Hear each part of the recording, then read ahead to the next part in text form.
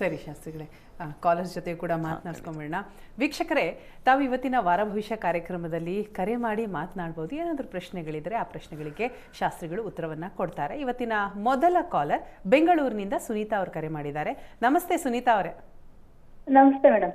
ಸುನೀತಾ ಅವರೇ, ಯಾರ ಬಗ್ಗೆ ತಮ್ಮ ಪ್ರಶ್ನೆ? ನಮ್ಮ ಅಕ್ಕನ ಮಗಳ ಬಗ್ಗೆ ಕೇಳಬೇಕು. ಅಕ್ಕನ ಮಗನ ಬಗ್ಗೆ? ಮಗಳ ಬಗ್ಗೆ. ಸರಿ, ಮಗಳ ಡೇಟ್ ಆಫ್ ಬರ್ತ್ ಹೇಳ್ತೀರಾ? 27/6. 27/6. 1997. 97 ಅಲ್ವಾ?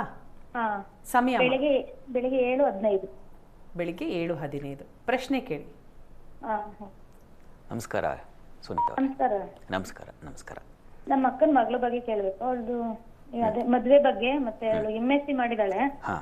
ಜಾಬ್ ಕೂಡ ಆಗಿದೆ, ಗವರ್ಮೆಂಟ್ ಜಾಬ್ ಟ್ರೈ ಮಾಡ್ತಿದ್ದಾಳೆ.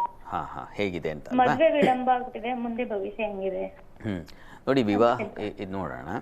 ನೋಡಿ, ಇವ್ರದ್ದು ಮಿಥುನ ಲಗ್ನದಲ್ಲಿ ರವಿ ಬುಧರು ಒಟ್ಟಾಗಿದ್ದಾರೆ. ತುಂಬ ಒಳ್ಳೆಯದು. ಬುಧೇನ ನಿಪುಣಂ ಧೈಕೀರ್ತಿ ಸೌಖ್ಯಾನ್ವಿತಂ ಅಂತ ಶಾಸ್ತ್ರದಲ್ಲಿ ಒಂದು ಮಾತಿದೆ.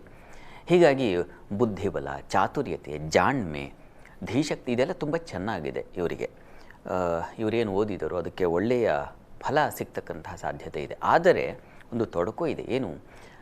ಕರ್ಮಾಧಿಪತಿ ಗುರು, ಅವನೇ ಸಪ್ತಮಾಧಿಪತಿ, ವಿವಾಹದ ಅಧಿಪತಿಯೂ ಗುರುವೇ ಆಗಿದ್ದಾನೆ. ಅವನು ನೀಚ ಸ್ಥಾನದಲ್ಲಿ ಅಷ್ಟಮದಲ್ಲಿರ್ತಕ್ಕಂಥದ್ದು. ಇದು ಸ್ವಲ್ಪ ತೊಡಕನ್ನು ಸೂಚಿಸುತ್ತೆ. ಹೀಗಾಗಿ ಗುರುಗ್ರಹ ಶಾಂತಿ ಬೇಕು.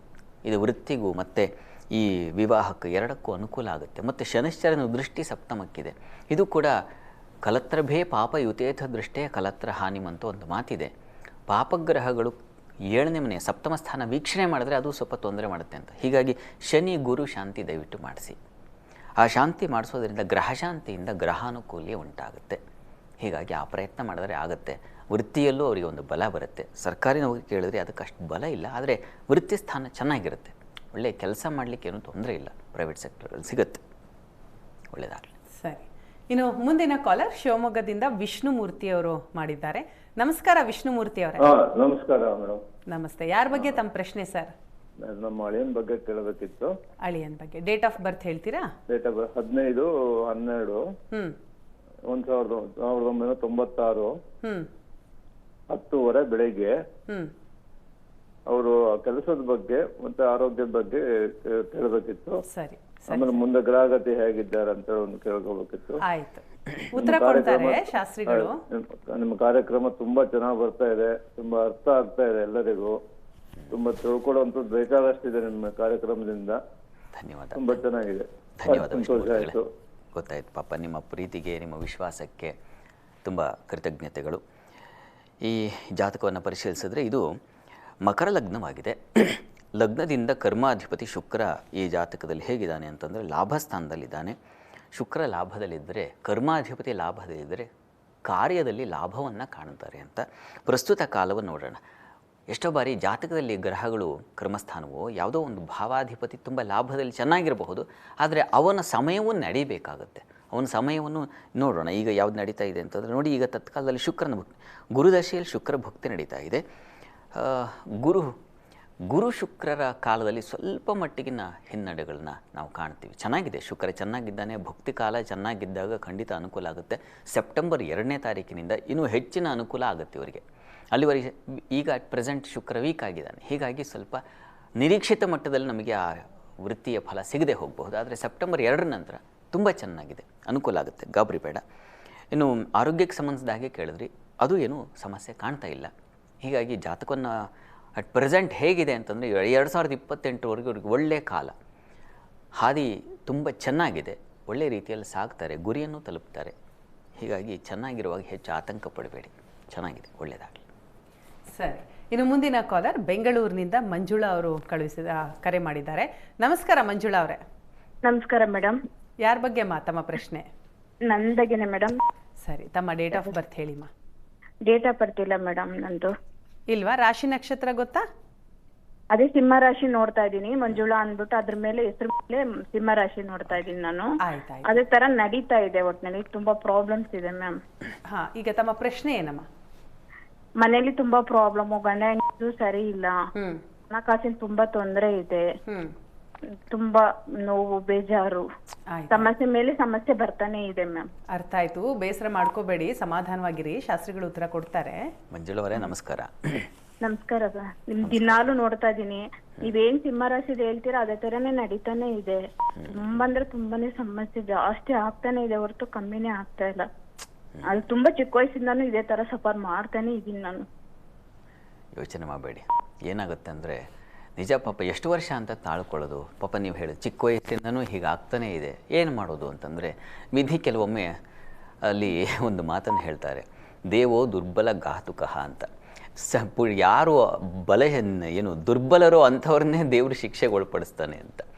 ಯಾವುದನ್ನೋ ಬಲಿ ಕೊಡುವಾಗ ಈ ಸಿಂಹವನ್ನು ಆನೆಯನ್ನೋ ಕೊಡೋದಿಲ್ಲ, ತಾವು ಒಂದು ಆಡನ್ನೇ ಬಲಿ ಕೊಡ್ತಾರೆ ಅಂತ ಹೇಳುವಂಥ ಒಂದು ಸುಭಾಷಿತ. ಕೆಲವೊಮ್ಮೆ ಹೀಗಾಗುತ್ತೆ ನಮ್ಮ ವಿಧಿ, ನಮ್ಮ ನಡ್ಕೊಂಡು ಏನು ಪ್ರಾರಬ್ಧ, ಪ್ರಾಚೀನ ಕರ್ಮವು ಬಿಡಲರಿಯದು ಅಂತ. ಅದು ಬಿಡದೆ ನಮ್ಮನ್ನು ಹೀಗೆ ಕಾಡುತ್ತೆ. ಚಿಂತೆ ಮಾಡಬೇಡಿ. ಇದಕ್ಕೇನು ಪರಿಹಾರ ಅಂತಂದರೆ ನೋಡಿ, ಈಗ ತತ್ಕಾಲದಲ್ಲಿ ಸಪ್ತಮದಲ್ಲಿ ರಾಹು ಇರ್ತಕ್ಕಂಥದ್ದು ದಾಂಪತ್ಯದಲ್ಲಿ ಮನಸ್ತಾಪ, ಭಿನ್ನಾಭಿಪ್ರಾಯಗಳನ್ನು ಜಾಸ್ತಿ ಮಾಡುತ್ತೆ. ಸೆಪ್ಟೆಂಬರ್ 7ನೇ ತಾರೀಕು ಮೇಲೆ ನಿಮಗೆ ನೋಡಿ, 2ನೇ ತಾರೀಕು ಶುಕ್ರನ ಪರಿವರ್ತನೆ ಇದೆ, 7ನೇ ತಾರೀಕು ಬುಧನ ಬಲ ಬರುತ್ತೆ. ಅವನು ಕುಟುಂಬಾಧಿಪತಿ. ಅವನಿಗೆ ಬಲ ಬಂದಾಗ ಕುಟುಂಬದಲ್ಲಿ ಒಂದು ಸಣ್ಣ ಚೇತರಿಕೆ ಆಗುತ್ತೆ.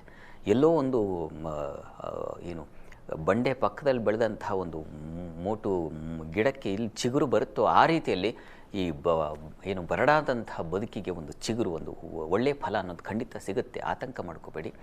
ನೀವು ಪ್ರತಿ ದಿವಸ ಶಿವಸಹಸ್ರನಾಮ ಹೇಳ್ಕೊಳ್ಳಿ, ಅದು ತುಂಬ ಸಹಾಯವಾಗುತ್ತೆ. ನೀವು ಹೇಳಿ ನೋಡಿ, 6 ತಿಂಗಳು ಶ್ರದ್ಧೆಯಿಂದ ಶಿವಸಹಸ್ರನಾಮ ಹೇಳ್ಕೊಳ್ಳಿ. ಇದು ನಿಮ್ಮ ಬದುಕನ್ನು ತುಂಬ ಶಾಂತಗೊಳಿಸುತ್ತೆ, ಸಮಾಧಾನಗೊಳಿಸುತ್ತೆ, ಒಳ್ಳೆಯ ಫಲ ಸಿಗುತ್ತೆ. ತಪ್ಪದೇ ಹೇಳ್ಕೊಳ್ಳಿ. ಮತ್ತು ಶಿವಾಪರಾಧ ಕ್ಷಮಾಸ್ತೋತ್ರ ಅಂತ ಒಂದಿದೆ, ನೀವು ಯೂಟ್ಯೂಬಲ್ಲಿ ಸರ್ಚ್ ಮಾಡಿ ಅದನ್ನು ಕೇಳಿಸ್ಕೊಳ್ಳಿ. ಶಿವಾಪರಾಧ ಕ್ಷಮಾಸ್ತೋತ್ರ ಅಂತ. ಇದು ಕೂಡ ಒಂದು 6 ತಿಂಗಳು ನಿರಂತರವಾಗಿ ತಪಸ್ಸಿನ ಉಪಾಧಿಯಲ್ಲಿ ಮಾಡಿ ನೋಡಿ, ಆ ಫಲವನ್ನು ನೀವು ಅನುಭವಿಸ್ತೀರ. ಆದಷ್ಟು ಬೇಗ ನೀವು ಒಳ್ಳೆಯದಾಗುತ್ತೆ, ಯೋಚನೆ ಮಾಡಬೇಡಿ, ಒಳ್ಳೆಯದಾಗಲಿ. ಸರಿ, ಇನ್ನು ವನಿತಾ ಅವ್ರು ಕರೆ ಮಾಡಿದ್ದಾರೆ. ನಮಸ್ಕಾರ ವನಿತಾ ಅವರೇ. ನಮಸ್ತೆ ಮೇಡಮ್. ವನಿತಾ ಅವರೇ, ತಮ್ಮ ಪ್ರಶ್ನೆ ಯಾರ ಬಗ್ಗೆ? ನನ್ನ ಮಗನ ಬಗ್ಗೆ ಮೇಡಮ್. ಮಗನ ಡೇಟ್ ಆಫ್ ಬರ್ತ್ ಹೇಳ್ತೀರಾ ಮೇಡಮ್? 14/6/2012 ಮೇಡಮ್. 14/6/2012. ಸಮಯಮ್ಮ? ರಾತ್ರಿ 12:20 ಮೇಡಮ್. ರಾತ್ರಿ 12:20. ಪ್ರಶ್ನೆ ಕೇಳಿ ಮಗನ ಬಗ್ಗೆ. ಗುರುಜಿ, ಅದೇ ಅವನಿಗೆ ಜನ್ಮ ಶನಿ ದೋಷ ಅಂತ ಬಂದಿದೆ, ಅದರಿಂದ ಏನಾದರೂ ಕಷ್ಟಗಳಾಗುತ್ತಾ ಅಂತ. ನೋಡಿ, ಇವ್ರದ್ದು ಮಕರ ಲಗ್ನ, ಲಗ್ನಾಧಿಪತಿ ಶನೈಶ್ಚರ ಅಷ್ಟಮದಲ್ಲಿದ್ದಾನೆ, ಆದರೆ ಉಚ್ಚಾಭಿಲಾಷಿಯಾಗಿದ್ದಾನೆ, ತೊಂದರೆ ಇಲ್ಲ. ಇವರಿಗೆ ನವಾಂಶದಲ್ಲಿ ಶನೈಶ್ಚರ ಅಲ್ಲೇ ಮಿತ್ರಕ್ಷೇತ್ರದಲ್ಲೇ ಇರತಕ್ಕಂಥದ್ದು. ಆತಂಕ ಪಡುವ ಅವಶ್ಯಕತೆ ಏನೂ ಇಲ್ಲ. ಜನ್ಮದಲ್ಲಿ ಶನೈಶ್ಚರ ಸಂಚರಿಸ್ತಾ ಇದ್ದಾನೆ ಅಂದರೆ ಇವರ ರಾಶಿ ರೇವತಿ ನಕ್ಷತ್ರ, ಮೀನರಾಶಿ. ಹೀಗಾಗಿ ಮೀನರಾಶಿಯಲ್ಲಿ ಶನೈಶ್ಚರ ಸಂಚರಿಸ್ತಾ ಇದ್ದಾನೆ ಅಂತ ಅರ್ಥ. ಶನೈಶ್ಚರನ ಸನ್ನಿಧಾನಕ್ಕೆ ಹೋಗಿ ಒಂದು ಅಭಿಷೇಕ, ರುದ್ರಾಭಿಷೇಕ ಮಾಡಿಸಿ ಪ್ರತಿ ಶನಿವಾರ. ಅಷ್ಟು ಸಾಕಾಗುತ್ತೆ, ಆತಂಕ ಪಡೋ ಅವಶ್ಯಕತೆ ಇಲ್ಲ. ಶನೈಶ್ಚರ ಇವರಿಗೆ ಸಪ್ತಮದಲ್ಲಿ, ಅದು ಚಂದ್ರ ಸಪ್ತಮದಲ್ಲಿದ್ದರೆ ದಿಗ್ಬಲ ಸ್ಥಾನವೂ ಹೌದು. ಹೀಗಾಗಿ ಯೋಚನೆ ಮಾಡಬೇಡಿ, ಅಂಥ ಗಾಬರಿ ಬೇಡ. ಶನೈಶ್ಚರನಿಗೆ ರುದ್ರಾಭಿಷೇಕ ಮಾಡಿಸಿ ಆ ತೀರ್ಥ ಪ್ರೋಕ್ಷಣೆ ಸೇವನೆ ಮಾಡಿದ್ರೆ ಸಾಕಷ್ಟು ಫಲ ಕೊಡ್ತಾನೆ ಶನೈಶ್ಚರ. ಗಾಬರಿ ಮಾಡ್ಕೋಬೇಡಿ, ಒಳ್ಳೆಯದಾಗಲಿ.